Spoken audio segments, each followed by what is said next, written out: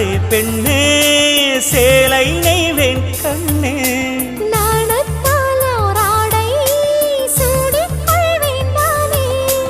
பாயாகும் அடி சொல்லாதே பஞ்சண புதையல் ரகசியமே சாய்ந்தாடும்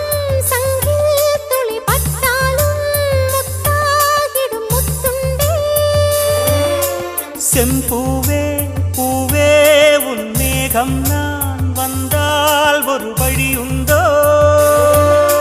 மன்னவன் விரல்கள் பல்லவன் ஒளியோ